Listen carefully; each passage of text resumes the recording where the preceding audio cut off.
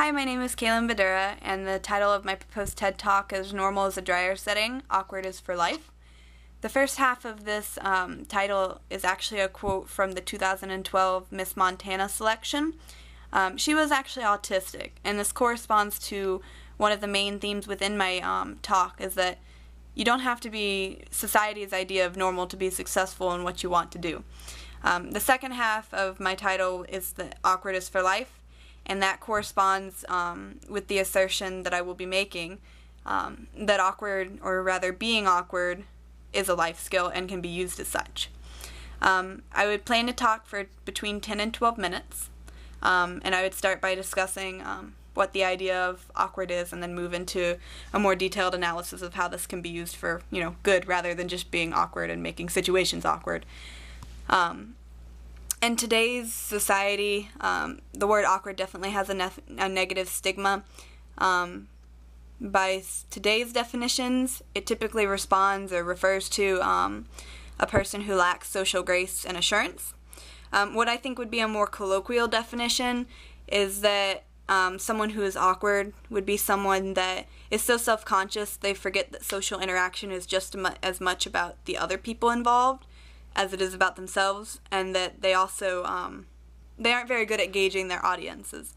So what does this translate to? What this translates to is an individual that's so self-aware that they forget to actively engage in responding to their audience. This ends up making it awkward both for the individual and for their audience and the people they're talking to.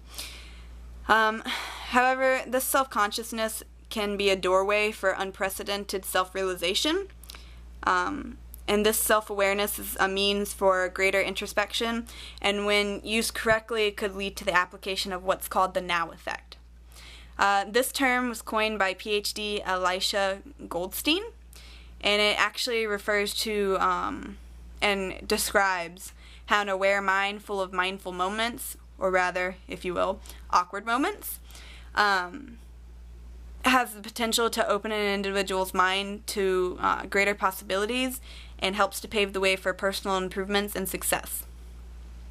The snowball effect of such a level of self-realization can lead to higher levels of education. Consequently, that would also result in higher levels of income later in life and overall longer-lasting happiness, which would result from the individual being more in tune with themselves.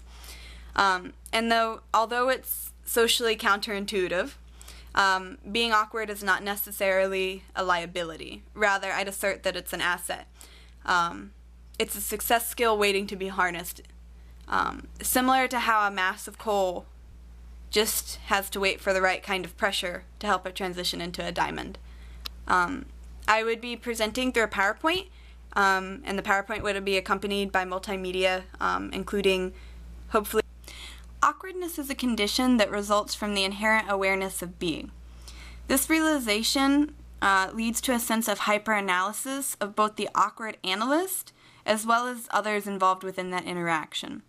This is relevant to the 2013 TED FSU topic because this awkwardness does stem from a sense of hyper-awareness, which also must be recognized in order for the condition to be used and harnessed for self-betterment. In other words, the awkward individual needs to be aware of being aware. Thank you, and I look forward to hearing from you.